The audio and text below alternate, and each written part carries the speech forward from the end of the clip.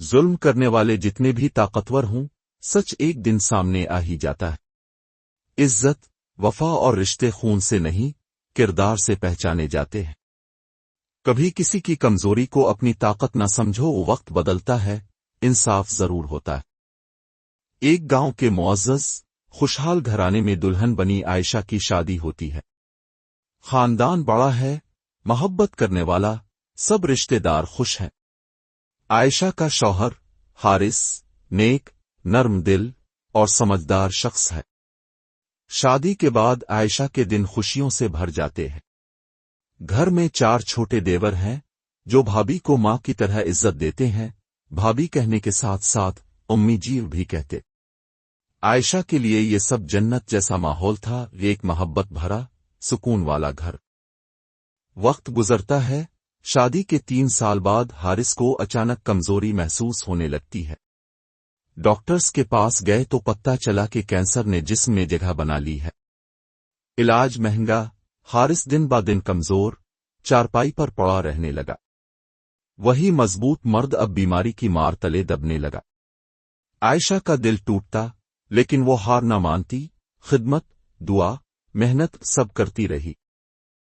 علاج پر اتنا خرچ ہوا کہ گھر کی خوشحالی بھی مٹی ہونے لگی۔ زیورات بکے، زمین بکی، وہ گھر جس میں خوشیاں تھیں اب خاموش ہو گیا۔ غربت کا ایسا وقت آیا کہ دن کے کھانے کے لالے پڑ گئے۔ عائشہ اپنے شوہر کے سرہانے بیٹھ کر روتی، حارث سے دلاسا دیتا، لیکن وہ بھی جانتا تھا کہ حالات ہاتھ سے نکل رہے ہیں۔ شادی سے پہلے جو دیور بیرون ملک روزگار پر تھے، وہ اب واپس آنے لگے۔ گھر آ کر انہوں نے اپنی بھابھی کو دیکھا، پردے میں بھی اس کی شرافت، حسن اور وقار نمایاں تھا۔ پہلی نظر میں وہ احترام سے دیکھتے، لیکن کچھ دلوں میں شیطان نے وسوسہ ڈالا۔ پہلے تو ایک دیور نے بہانے سے باتیں کرنا شروع کی، پھر دوسرے نے بھی نظر اٹھا کر دیکھا۔ عائشہ کے لیے یہ حیران کن اور تکلیف دہ تھا۔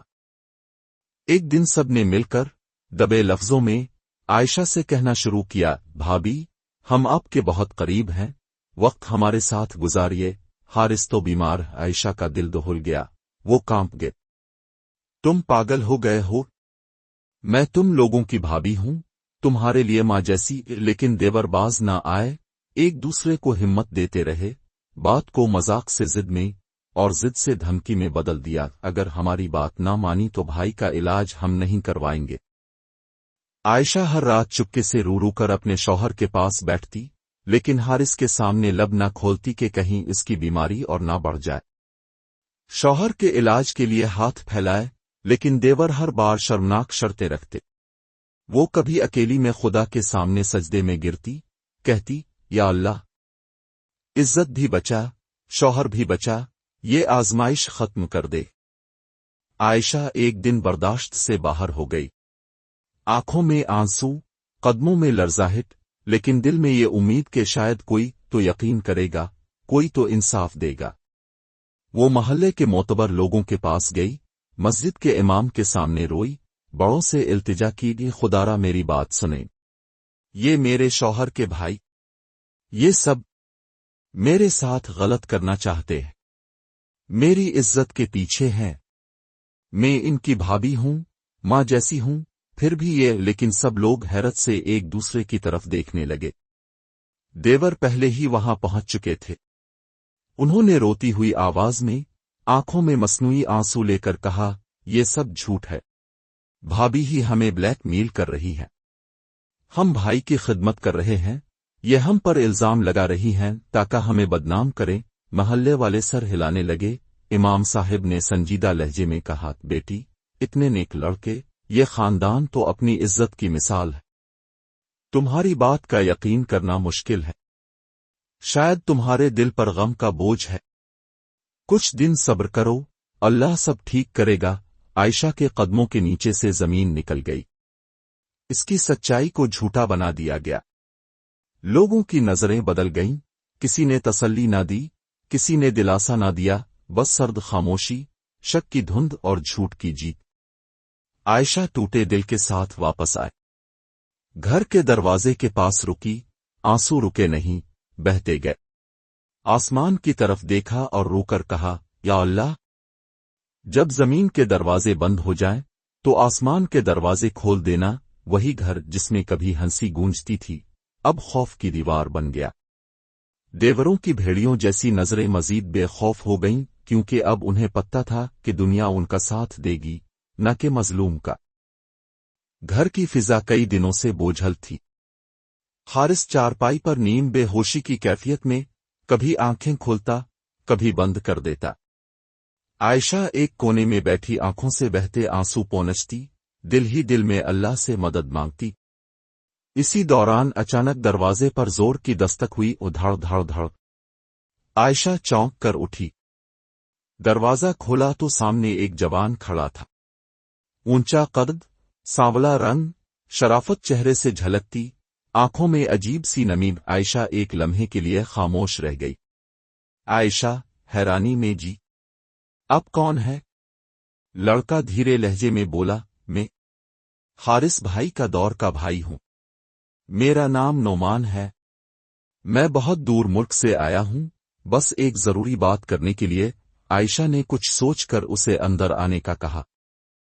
کمرے کا دروازہ کھلا۔ حارث نے نیم و آنکھوں سے دروازے کی طرف دیکھا اور یکدم اس کی سانس تیز ہو گئی، آنکھیں پوری طرح کھل گئیں۔ حارث کمزور آواز میں یہ کیا واقعی تم ہو؟ نعمان نے دوڑ کر آگے بڑھتے ہوئے حارث کے پاس گھٹنے ٹیک دیے۔ حارث نے کانپتے ہاتھ آگے بڑھائے اور اگلے ہی لمحے دونوں ایک دوسرے کے گلے لگ گئے۔ ایسے لگا جیسے برسوں کا بچھڑا ہوا خون ایک دوسرے کی بانہوں میں سمٹ گیا ہو۔ دونوں زور زور سے رونے لگے، ایسا رونا جیسے دل کے بوجھ برسوں سے دبے ہوں اور اب ایک لمحے میں سب باہر نکل رہے ہوں۔ حارث روتے ہوئے، مجھے لگا میں اکیلا ہوں، میں مر جاؤں گا، کوئی میرا نہیں۔ نعمان آنسوؤں میں، بھائی میں نے سنا تم بیمار ہو، دل برداشتہ ہو گیا، دنیا چھوڑ دی تھی، لیکن اب نہیں، اب میں آیا ہوں، تمہیں اکیلا نہیں چھوڑوں گا۔ عائشہ ایک طرف کھڑی دونوں کو دیکھ رہی تھی، دل میں عجیب سا سکون اور حیرانی، آنکھوں میں سوال، یہ کون ہے جو اتنی محبت سے، اتنی شدت سے رو رہا ہے؟ کمرے میں پہلی بار برسوں کے بعد زندگی کی سانس آئی۔ حارث کے چہرے پر جو پژمردگی، جو شکست، جو تنہائی کے سائے تھے۔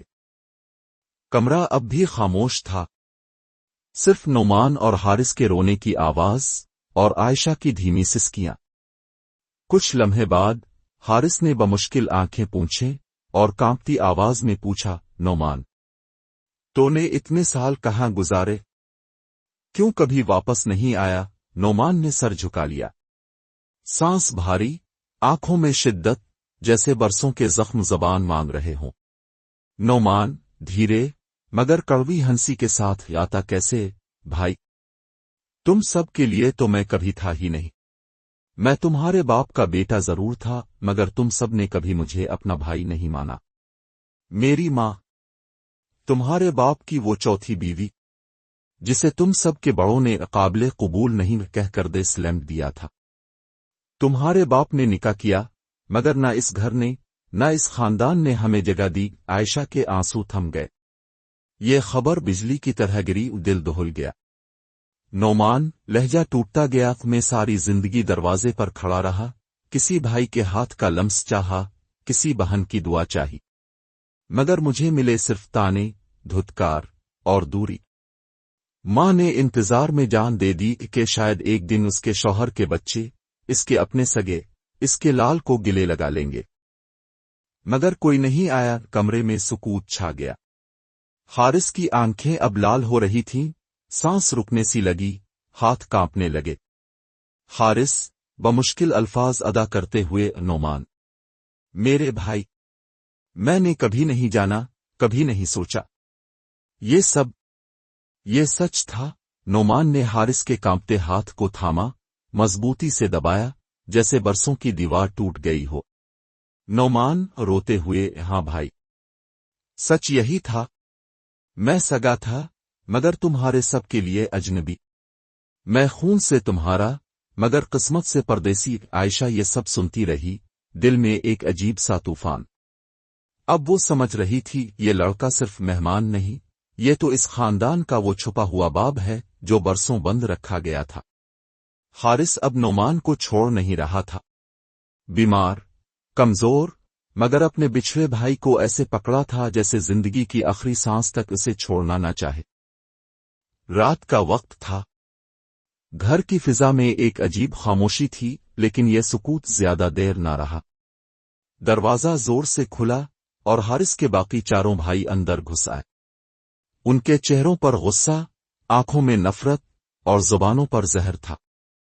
بڑا بھائی گارجتی آواز میں، یہ کیا تماشا لگا رکھا ہے یہاں؟ یہ کون ہے ہمارے گھر میں؟ نعمان نے خاموشی سے سب کی طرف دیکھا۔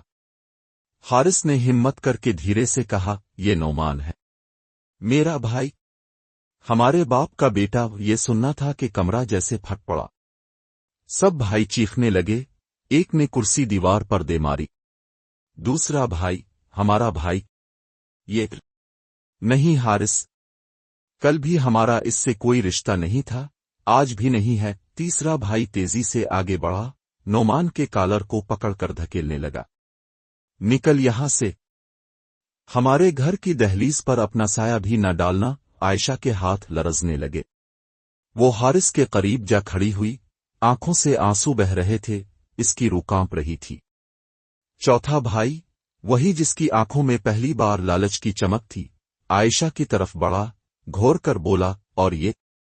بھابی صاحبہ، بڑے سکون سے غیر کو بٹھا رکھا ہے پاس میں، ہم سمجھ گئے اب تمہارے نئے کھیل۔ یہ جملہ عائشہ کے دل پر خنجر کی طرح لگا۔ وہ پیچھے ہٹی، روتے ہوئے چیخی، شرم کرو، میں تمہاری بھابی ہوں، تمہارے بھائی کی عزت ہوں، تمہاری ماں کی جگہ ہوں تمہارے لیے۔ مگر ان چاروں کی آنکھوں سے شرم، خوف، ایمان سب جا چکا تھا۔ وہ بڑھنے لگے جیسے عزت کی دیوار توڑ ڈالیں گے۔ اچانک نعمان آگے آیا۔ آنکھوں میں آنسو نہیں، شعلہ تھا۔ آواز دھیمی مگر فولاد جیسی سخت، بس ایک قدم بھی آگے بڑھایا کسی نے تو یاد رکھنا، یہ بھائی ہونے کا رشتہ تم نے نہیں مانا، مگر میں اس بہن کی عزت کے لیے اپنی جان دینے سے بھی نہیں رکوں گا۔ چاروں ٹھٹک گئے۔ نعمان نے حارث کے بیڈ کے پاس کھڑے ہو کر عائشہ کو اپنے پیچھے کیا۔ دونوں بازو پھیلا کر بھائیوں کے سامنے دیوار بن گیا۔ نعمان غروتی ہوئے، تم نے ماں کو دھتکارا، مجھے ٹھکرایا، میرا خون ماننے سے انکار کیا۔ چلو ٹھیک، مگر آج تم میں سے کوئی بھی اپنی بھابی کی عزت پر ہاتھ ڈالنے کی کوشش کرے تو خدا کی قسم میں اپنا خون بہا دوں گا، تمہارا بھی۔ کمرہ اب مان جنگ تھا۔ خاموشی لیکن خطرناک۔ چار بھائی ایک دوسرے کا چہرہ دیکھ رہے تھے۔ نعمان کی آنکھوں میں وہ شدت، وہ خونی عزم تھا جو انہیں پیچھے ہٹنے پر مجبور کر رہا تھا۔ حارث بستر پر بیٹھا رو رہا تھا، اپنے بھائیوں کی حقیقت دیکھ کر، اپنے سگے کو برسوں بعد اپنا محافظ بن کر سامنے کھڑا دیکھ کر۔ عائشہ نے پہلی بار نعمان کی طرف ایسا دیکھا جیسے خدا نے اندھیروں میں روشنی بھیج دی ہو۔ یہاں سے کہانی اب بدلنے لگی ہے۔ لڑائی، عزت کی حفاظت اور ایک لمبے عرصے سے دبایا گیا سچ سب کے سامنے آ رہا ہے۔ نعمان کے سامنے چاروں بھائی ایک بار پھر خطرناک نظر سے بڑے۔ ان کے ارادے کمزور نہیں تھے، لیکن اس بار نعمان کی آنکھوں میں خوف نہیں، آگ تھی۔ عائشہ سہم کر پیچھے ہو گئی، حارث کے قریب بیٹھ گئی۔ چوتھا بھائی، جو سب سے زیادہ زہریلا تھا، آگے بڑھ کر غروا، ہٹا سامنے سے ورنہ تمہاری بھی عزت زمین پر رکھ دیں گے۔ نعمان نے دھڑکتے دل کے ساتھ سخت آواز میں کہا، بس ایک لفظ بھی مت بولنا، آج تمہارا ہر راز، ہر گناہ، ہر حرکت دنیا کے سامنے کھولی جائے گی۔ اسی لمحے محلے کے دو لوگ شور سن کر گھر میں داخل ہوئے۔ نعمان نے ایک دم ان کی طرف پلٹ کر کہا، اب لوگ گواہ رہیں بھی دیکھیں، یہ بھائی نہیں، یہ بیڑیے ہیں۔ اپنی ہی بھابی کی عزت کے دشمن۔ چاروں بھائیوں کے چہروں کا رنگ اڑ گیا۔ وہ گھبرا کر پیچھے ہٹے، مگر اب محلہ جاگ چکا تھا۔ ایک ایک کر کے لوگ اکٹھے ہونے لگے۔ نعمان نے پوری ہمت سے سب کے سامنے ان کے کرتوت سنانا شروع کیے، کس طرح انہوں نے ماں کو دھتکارا، نعمان کو ٹھکرایا اور اب بھابی کی عزت پر غلط نظر ڈالی۔ محلے والے سکتے میں تھے، وہ خاندان جو عزتدار سمجھا جاتا تھا، ان کا اصل چہرہ سامنے آ چکا تھا۔ حارث بستر پر تڑپتے دل کے ساتھ بیٹھا تھا، آنکھوں سے آنسو بہہ رہے تھے۔ اس نے دھیرے سے کہا، عائشہ، معاف کر دو مجھے، میں نے تمہیں اکیلا چھوڑ دیا، میں بھائی ہوتے ہوئے بھائیوں کو نہ پہچان سکا۔ عائشہ نے روتے ہوئے حارث کا ہاتھ پکڑا، بولی، اپنے کچھ غلط نہیں کیا۔ غلط وہ لوگ تھے جنہوں نے رشتے کا تقدس توڑا۔ اسی وقت حارث نے فیصلہ کر لیا۔ وہ چاروں بھائیوں کو دیکھ کر پہلی بار سخت کڑک آواز میں چیخا، نکل جاؤ میرے گھر سے ابھی، اسی وقت تم نے بھائی کہلانے کا حق کھو دیا ہے۔ میرا گھر، میری عزت، میری بیوی، تمہارے ناپاک قدم دوبارہ یہاں نہ پڑیں۔ چاروں کے پاس کچھ کہنے کو نہیں تھا۔ محلے والے بھی شور مچانے لگے، شرم کرو، اپنی ہی بھابھی کے ساتھ ایسا سوچا، جاؤ منہ کالا کر کے یہاں سے۔ چاروں سر جھکا کر لعنتیں سنتے گھر چھوڑ کر نکل گئے ہمیشہ کے لیے۔ نعمان نے فوراً حارث کا علاج کروانے کا بندوبست کیا، ڈاکٹر، ہسپتال، دوائیں، سب کچھ طے کر دیا۔ پیسے کم تھے مگر محلے کے چند لوگ اور نعمان نے مل کر سب کچھ کر دیا۔ وقت گزرتا گیا، مہینوں کی محنت، دعائیں اور اللہ کے کرم سے حارث کی صحت بہتر ہونے لگی۔ چہرے پر پھر سے روشنی، آنکھوں میں سکون اور گھر میں دوبارہ ہنسی آنے لگی۔ ایک دن حارث، عائشہ اور ننھی بچی صحن میں بیٹھے تھے۔ نعمان نے خاموشی سے اپنا بیگ اٹھایا۔ عائشہ نے حیران ہو کر پوچھا، کہاں جا رہے ہیں بھائی؟ نعمان نے مسکرا کر کہا، میرا کام مکمل ہوا، بھائی ٹھیک ہیں، عزت محفوظ ہے، اب میں واپس اپنے ملک جاؤں گا۔ حارث نے آنکھوں میں آنسو بھر کے نعمان کو گلے لگا لیا، دونوں رو پڑے۔ عائشہ نے بھی احترام سے اس کے ہاتھ چومے، کہا، اب ہمارے لیے نعمت بن کر آئے، بھائی بن کر ڈھال بنے، اللہ آپ کو سلامت رکھے۔ نعمان نے آخری بار ننھی بھانجی کو پیار کیا، دروازے سے باہر نکلا، پیچھے خوشیوں، عزت، سکون اور نئے رشتوں کی مضبوطی چھوڑ کر۔ گھر کی دہلیز پر اب کوئی خوف نہیں تھا۔ وہ گھر جو کبھی ظلم سے بھرا ہوا تھا، اب عزت اور سکون کی مثال بن چکا تھا۔ کبھی کبھی جنہیں ہم اپنا سایہ سمجھتے ہیں، وہی اندھیروں کی جڑ بن جاتے ہیں۔ یہ کہانی ہے چار دیوروں کی، جنہوں نے اپنی ہی بھابھی کی عزت کو کھیل سمجھا اور وہ کھیل ایک بھیانک انجام تک پہنچا۔ لیکن سچ، چاہے جتنا دبایا جائے، ایک دن سر اٹھا ہی لیتا ہے۔ آخر میں کس کا انجام عزت کے ساتھ ہوا اور کس کا نام رسوائی کے اندھیروں میں ڈوب گیا؟